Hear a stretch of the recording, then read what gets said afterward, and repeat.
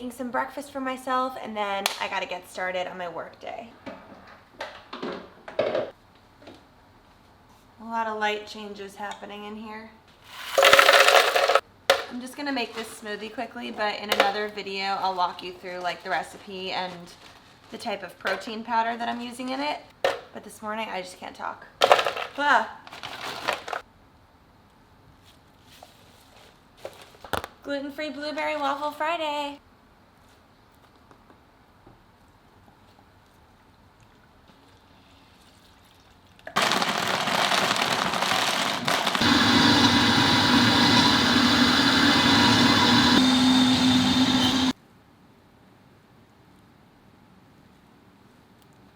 Whoa. Tastes like an island. Did you know that the best way to clean a blender is to put soap and warm water in it and then just blend it like you're blending liquids? Let me show you. Warm water, dish soap, put the cover on and the top, and then you gotta look for the button that is the clean button. Actually, this Vitamix has a clean cycle button right here. Can you see it? It's like soap suds. Now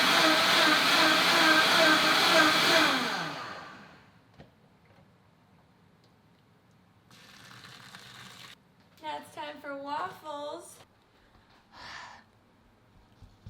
Let's wipe you off. I love all waffles, but the Vans gluten-free blueberry are my all-time favorites. Making waffles and or toast is one of my favorite parts of the day because I get to use my SMEG toaster. My favorite kitchen appliance in the world, the SMEG. We put this on our wedding registry and I'm obsessed, and now with my birthday coming up, by the time this goes live, my birthday may have passed, August 3rd. But with my birthday coming up, I asked my mom for a SMEG coffee maker as my birthday present. Very practical appliances this year for the 29th birthday. 2 waffles today, please. Belly's growing. This is 21 weeks, almost 21.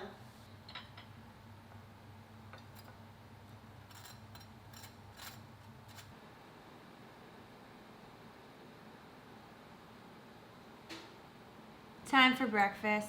So I've been eating a lot of different types of breakfasts throughout the pregnancy. I typically try to have some sort of protein and fat. Like my standard breakfast is more scrambled eggs with some sauteed spinach and maybe like avocado on the side, and then coffee, which I can't forget to have. Whenever I have a smoothie, I forget to have coffee because it's like so much liquid, but then I get a headache, so I need coffee.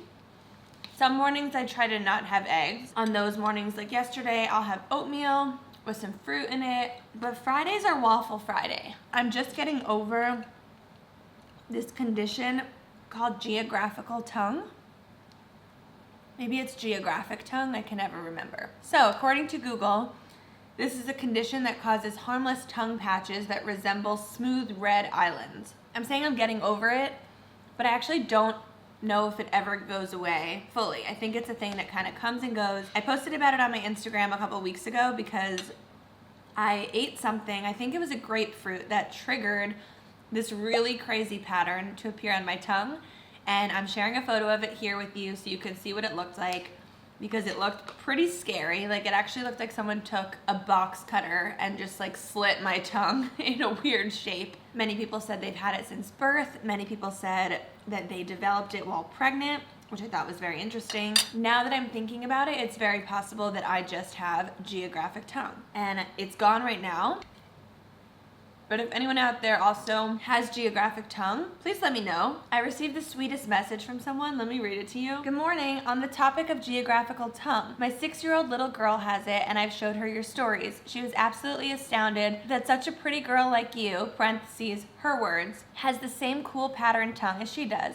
It made her feel really special and surprised to see someone else who has it. We live in a small village in the north of England, so it's not a common thing to see in anyone else. Thank you. That post just brightened my whole day. So if anyone else out there lives in a far off corner of the world, somewhere really far from New York, and you have this condition and you thought it made you weird, and now you feel seen and now you feel normal, let me know in the comments.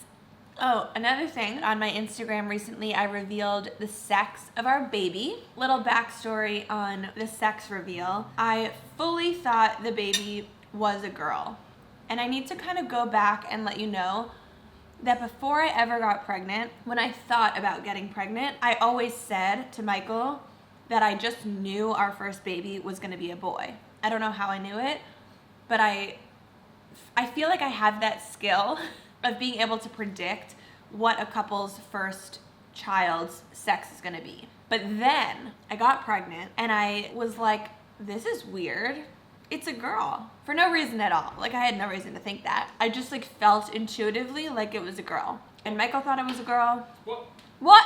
What? What? It's not a girl? Michael thought it was a girl. Our families thought it was a girl at first, although everyone changed their minds towards the end. I had started looking at girls' clothes. I was like looking at girl nursery inspiration. If you look through my Instagram saved images, it was all baby girl stuff. I was just confident. I don't know. Then at around, what was this, 13 weeks, we did the NIPT, the non-invasive prenatal testing. And if you don't know how this works, it's actually pretty cool. They take the mom's blood, and if they see any Y chromosomes in your blood, they know you're having a boy, because girls are XX and boys are XY.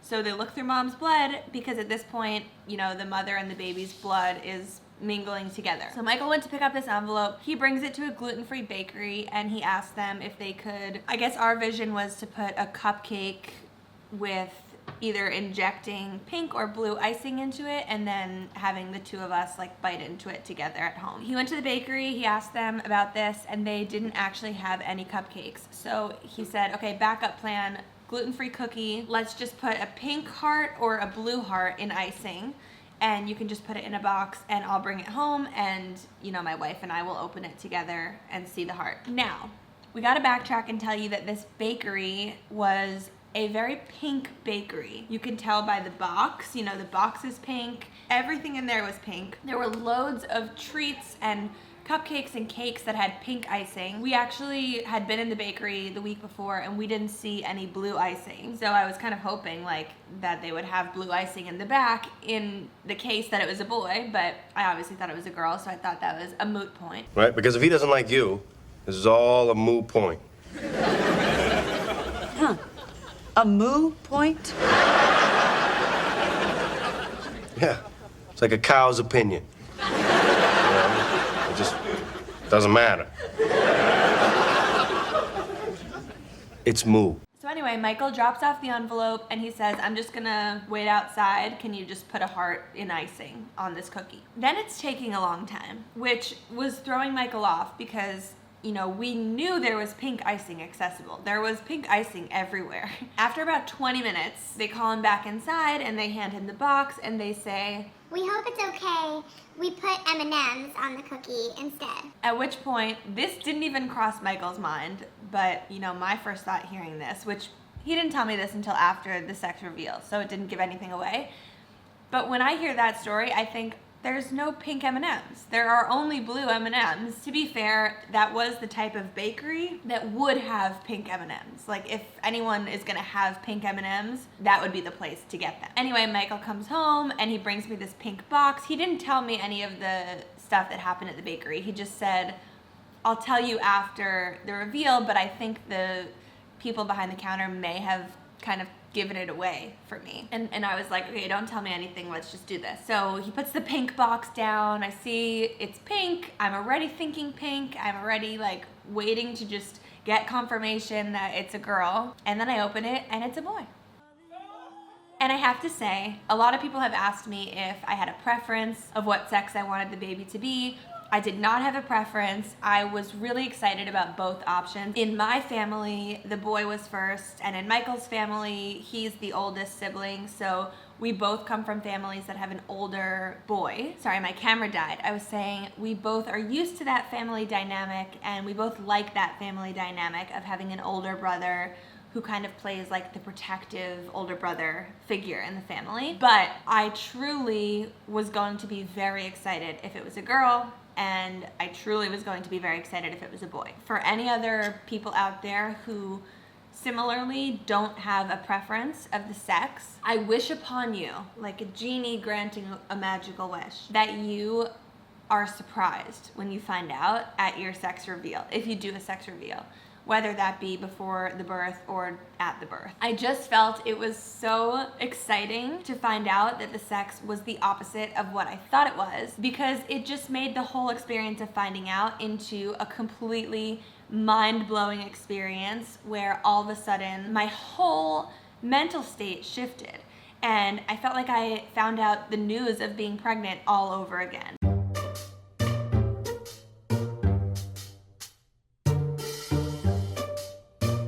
Not forgetting to make my coffee. A lot of people have asked, if I'm still drinking caffeine pregnant, and the answer is yes. I know that there are some mixed feelings about this, but my doctor told me it was okay for me to have up to a certain amount of milligrams of caffeine a day. So when I drink this, I'm drinking 4 ounces of coffee, not even a cup. So this is how much coffee I have every day. Occasionally when I get coffee out, like if I'm on a walk and I stop to get coffee, it will be 12 ounces. And there also have been days in this pregnancy where I've had 20 ounces and everything's fine. I don't want to tell you that it's safe or not safe. What I will say is that I read this amazing book, hold on. It's called Expecting Better by Emily Oster.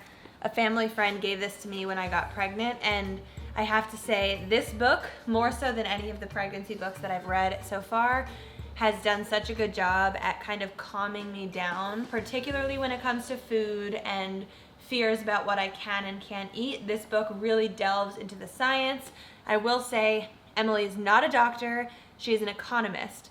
So she's not scientifically, looking at studies and drawing scientific conclusions. She's saying from the standpoint of a person who's analyzing these studies, here's why these results are not necessarily conclusive, or why you can't, correlation does not mean causation. And I learned that when it comes to caffeine, there were studies done in rats, and they discovered that the amount of caffeine that actually led to the rats experiencing a miscarriage in pregnancy would be the equivalent of a human being drinking, I think it was 60 cups of coffee. 60.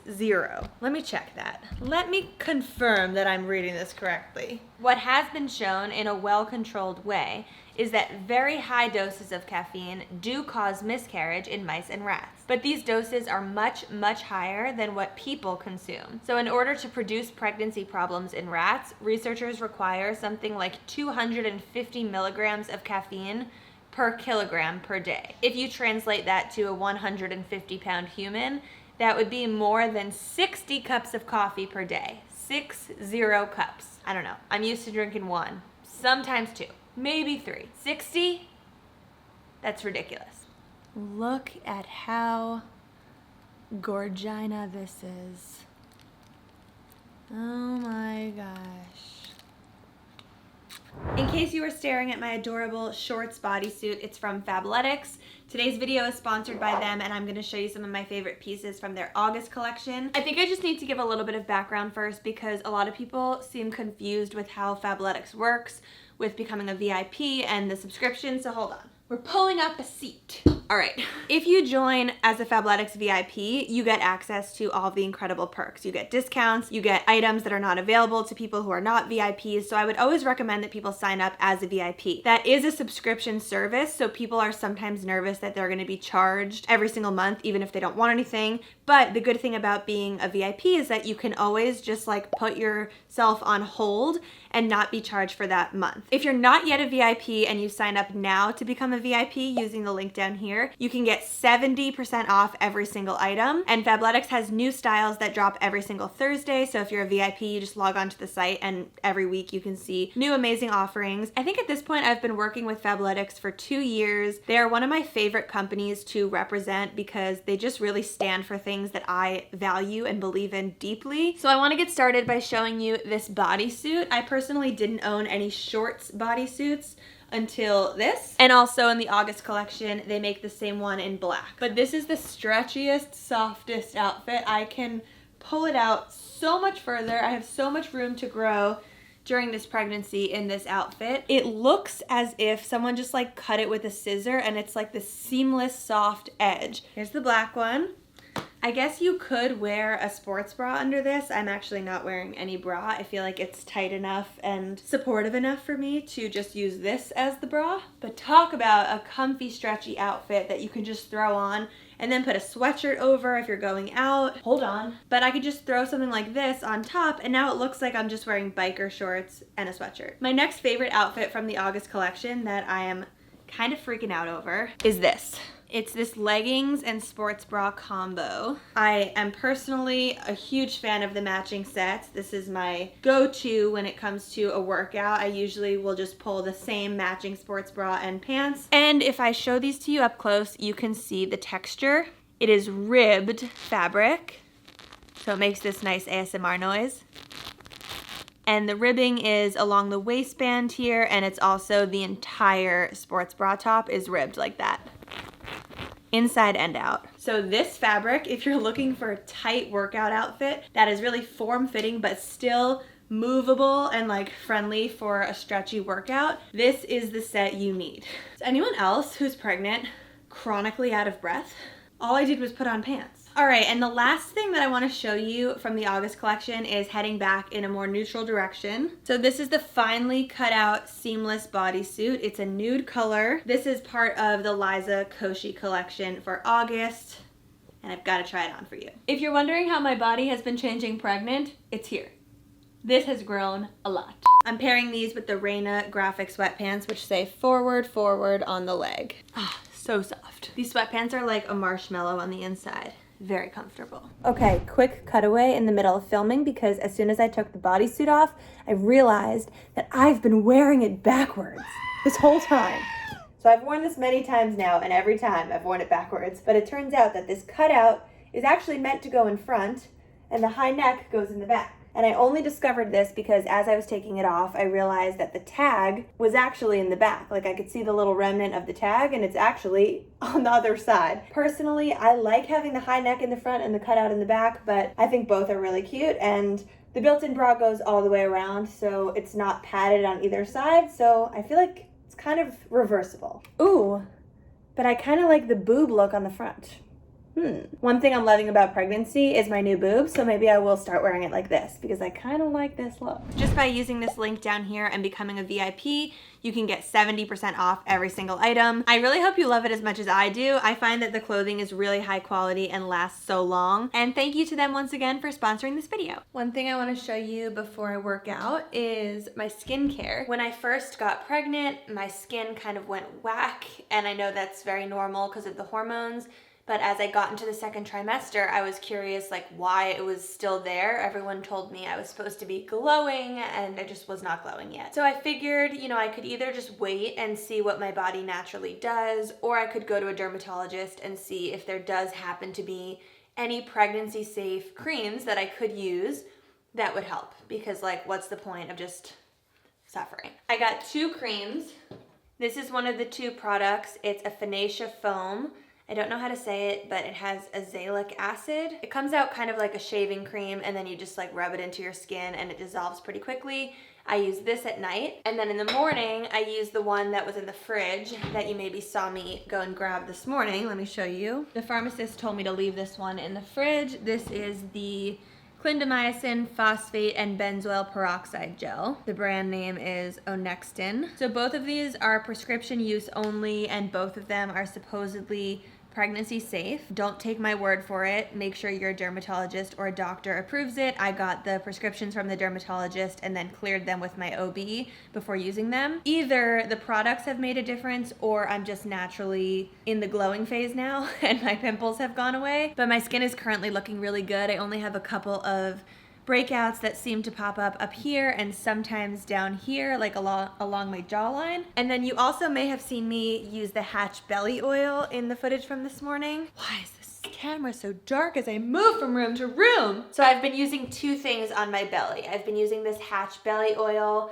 which I'm just so excited to have. I've been eyeing this product online for like years now, and I've actually purchased it for a number of friends that have gotten pregnant, and I was just so excited to use it. And then Hatch very kindly sent me this bottle of my own once I got pregnant. So I've been using this. I love this oil. It's not very oily. It actually like rubs on really smooth and silky, and then you can kind of just like go like this and it's done. You don't feel the need to like wash your hands and get rid of like thick oil. It's very thin. And the second thing that I've been using ever since I got pregnant actually, which no one told me this was like what you should use on your belly, but it's from Drifter Organics, and it's called Jar of Cozy, vegan, plant-based, gluten-free, soy-free, paraben-free, and non-GMO. And the ingredients, I don't know if you can see it. I'll hold it here so you can try to read that. But this is more of like a butter, and it's a thick butter. And as you can see, my nails are really long right now. But because of these long nails, I cannot really reach in here comfortably without it getting under my nails. So I use this toothpaste key from David's. This is my little tool for scooping out my belly butter.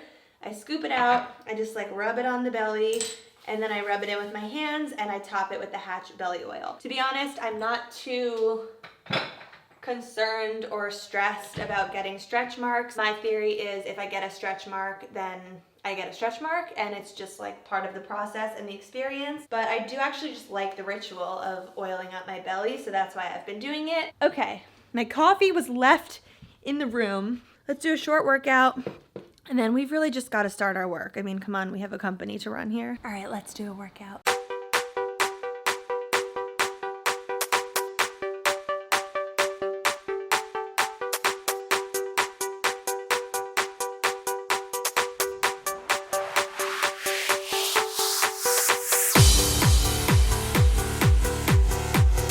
I'm gonna do a little bit of work, and then I will show you what I am making for lunch.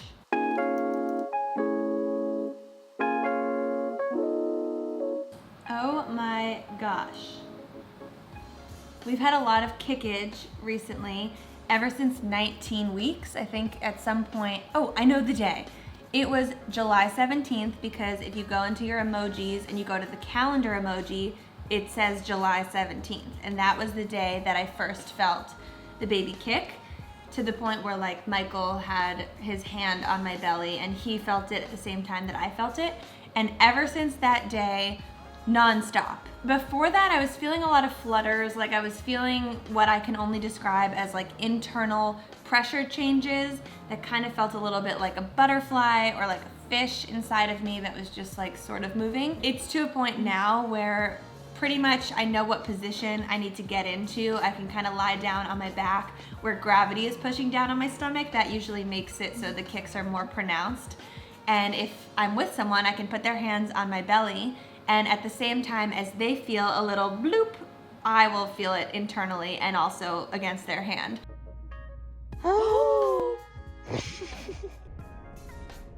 And I know from here, it's only gonna get stronger. Like, I actually think the baby might not have full bone yet. It might even be cartilage. So I cannot imagine once there's actual bone, how much harder and more pronounced it's gonna feel. Right now, I feel like it's pretty pronounced, but it's like we still have halfway to go in this pregnancy. Another thing that I think is crazy, have to share about pregnancy. Between weeks 1 and 20, so like I'm, just at 21, so I'm just about halfway through pregnancy.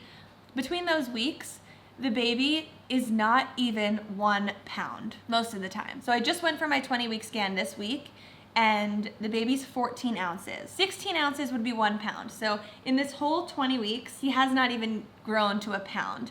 I feel like the whole first part of pregnancy is just like building organs and your spinal cord and eyes and a brain and all the body parts. And it's not really about putting on weight. Then from here until the end, it's kind of all just about getting bigger and growing. It's crazy because babies come out at 5, 6, 7, 8, 9 pounds, sometimes 11 pounds. And most of the time, once the mom hits 20 weeks, the baby's still not even 1 pound. But I don't know, guys. These kicks are wild, and it's so fun because I specifically feel them first thing in the morning and also last thing at night before I go to bed. So I just know at those times of day that whoever I'm with is gonna get a real performance if they put their hands on my stomach. And I'm also one of those pregnant people who loves when people touch my stomach. I know there's a lot of people who are like, don't touch me, and especially strangers. I'm actually just grab it. That was one of my main reasons behind wanting to get vaccinated, because I did not want to have an isolated pregnancy where I couldn't see my friends. I wanted my friends to be rubbing my belly and kissing it with their mouths. All right, back to work.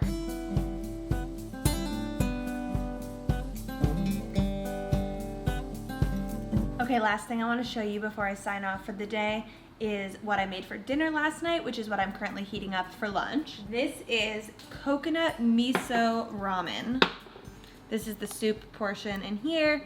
These are the rice noodles that I put on the bottom. I followed a recipe for this, but I kind of made it my own because the recipe was vegan and I didn't really stick to that. I used chicken broth instead of just veggie broth, and then I also switched up some of the veggies that were used, and I didn't include everything because Michael's not a huge fan of pickled ginger or purple sauerkraut, so I added some of those things on the side like as a garnish instead of putting it in. But I did share the recipe on my TikTok, so I'll pop it up for you here in case you want to watch it on YouTube and write down the recipe that I followed. It was pretty good. I have to say the tastiest part of it was the sriracha that I put on top and the purple sauerkraut. And I mean, I'm eating it again for another meal, so that's how you know it was good. I hate when you can't open Tupperware because they're like vacuum sealed, like when you put something hot. Jeez Louise. Okay. Well, that wasn't vacuum sealed. I got it. I think the best way to do this is just to put it in a bowl and then microwave it. No, you know what? I'm gonna heat it on the stove. All right, let's heat this.